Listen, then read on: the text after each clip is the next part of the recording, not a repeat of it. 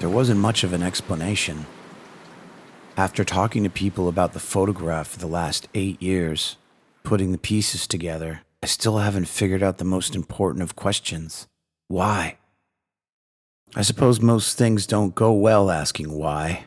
From subway train advisories to the birth of the universe, asking these kind of questions is like slamming your own head against the wall. The fact remains that the photograph in blue had many arms, all of them leading to a couple of wrists, then to some palms, splintering into two 10-fingered paths, like a willow hanging, scraping along the dirt. I have charted these vein-like explanations for years now, beleaguered by something unexplainable but familiar, like a mist on my skin, but never knowing where it came from. I'm not talking about death. People die every day. I'm not talking about illness either. People get sick every day. There was more to this fog, these elements that can't be explained, save that they were all part of this one blue photograph. The structures of the chemicals in the development phase, to the processing of the image, to the hands of the developer, even to the building it was made in, they all ended up in flames. The blue photograph was of 4 musicians in a band, 4 silhouettes, all frozen in action. All the hues were blue, save for the red amber bursts in strange places. The photograph was taken on a Nikon 60mm lens camera, and the small purple letters and ink smeared from my finger on the back of the picture. The blue photograph was taken in 1988 in New York City. It was at the Go-Go Room, which doesn't even exist anymore. Now at the corner of 17th Street and 8th Avenue, there's a parking garage. Solemn tiers of metal supporting BMWs and Escalades piled upon each other like those mausoleums in New Orleans, the dead stacked in slots above the ground. If you walk by the intersection today, it's sad to see the corner conducting its trafficked business. This is where the blue photograph was taken inside the Go-Go Room in 1988. Saturn Moon, that was the band's name. If you notice above the lead guitarist's head, there's an odd burst of amber and gold over the blue-black shadows. These were the lights from the truss above his head, but it looked like a halo burst behind him. That guitar player was named Jim Hastings. He was born in Des Moines, Iowa. Over on the left side of the photograph was the singer, Marky Sullivan. I could tell who he was because I knew the band. The photograph showed Marky with his 2 lanky arms draped over the stage, locked in some worshipping stance. In the back, behind the gleaming silver drums, was Billy Dixon, a New York native from Queens. Actually, we all knew about Billy Dixon long before he was in the band. It was because of the way his mother had died. She was trying to walk past the scuffle on the 7 train and got pushed out onto the tracks. She died when the train split her in 2. Billy Dixon became the face everyone had remembered from the post that week, tears running down his 8-year-old cheeks, surrounded by photographers. His sister told me his love of the drums sprung from pounding out his rage on him, not hurting anyone in the process.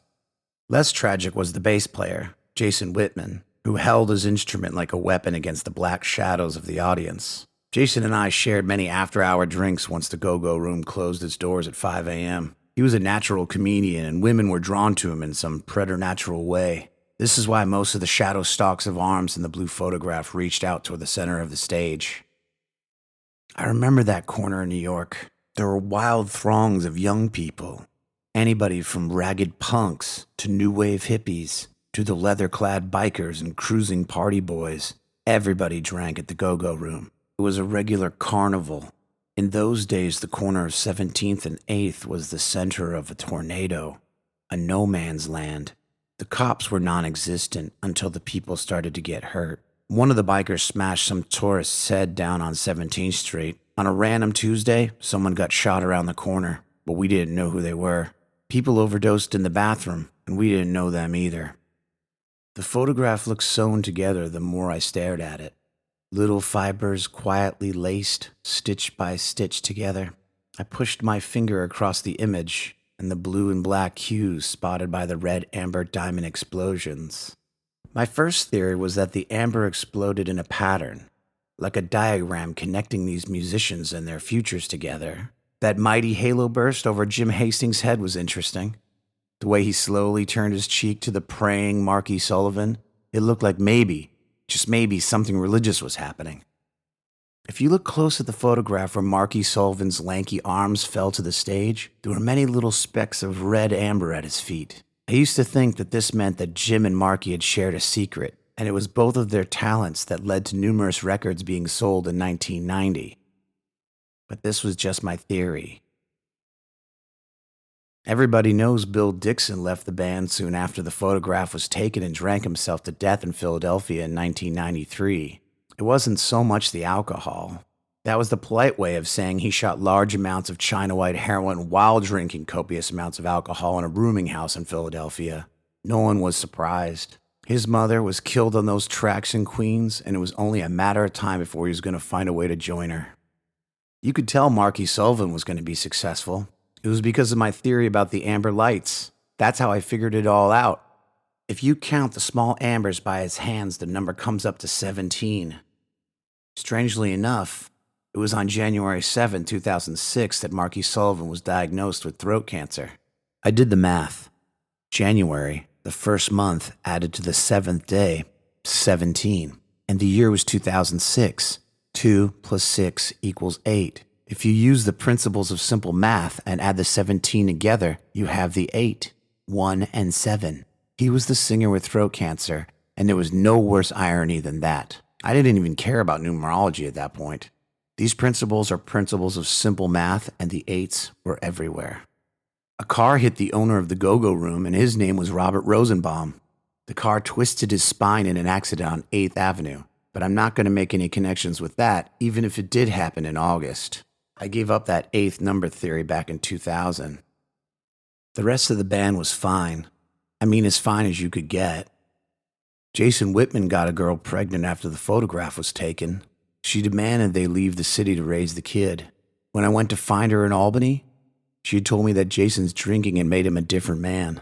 He left her and their 7-year-old daughter to go out west, and even the lawyers couldn't find him. The only thing they could find was his note. It said simply, "I'm sorry." The woman was obviously distraught and kept asking me questions about why I tracked her down to find Jason. I explained I was writing a piece for a magazine. Luckily, she didn't ask me which one. I showed her the blue photograph, feeling it brittle and hard in my hands, and then she started shaking. "I was there. That was the night I met Jason. At the Go-Go Room," she explained. I felt a cold feeling crawl up my arm. I left, driving back to New York City, keeping my eyes on the little flickering white lines of the freeway so I didn't doze off in the darkness. I heard the Photoshop where the blue picture had been processed was burned down to the ground. I told Jim Hastings about it at a coffee shop in the East Village. Jim's face went white as if he was cast in porcelain. "What's wrong?" I asked. "That's so weird," Jim said. The creases in his cheeks looked like they had been dug out with a razor. "I just think it's a little strange. You know who took that photograph, don't you?" he asked. I shook my head. Dana Valley. You remember Dana Valley, that rock and roll chick? She was always drinking at the West Side Lounge? "No," I said. Jim leaned in. "Dana Valley died in a fire in her apartment in the Lower East Side. How did you get a copy of this?" I told him I got it from a scrapbook that was laying around the Go-Go Room before they closed. It was a free-for-all of memorabilia that night. "Yeah, well, either way," Jim said, slugging a backpack over his shoulder. "Dana got burned alive, passed out with a lit cigarette which caught on her curtains. She was so drunk she didn't wake up before she choked to death on the smoke." I questioned him about the backpack he was wearing. Jim Hastings told me he was leaving to Europe for good. He took the last of the money he made from the Saturn Moon records and was trying to start a new life in Berlin. "You got quite a thing there, man," he said, leering at the photograph. "That shit is bad luck." "Well, I don't believe in luck," I said, but I don't think he heard me. I stuffed the photograph back into my pocket and walked briskly to my apartment. Alone sometimes, I still look down at that blue photograph and the smeared date of ink on the back. I trace my fingers between the red-amber explosions surrounding the blue-black silhouettes. All the connections to where this photo was taken, where it was developed, and who took it were all gone.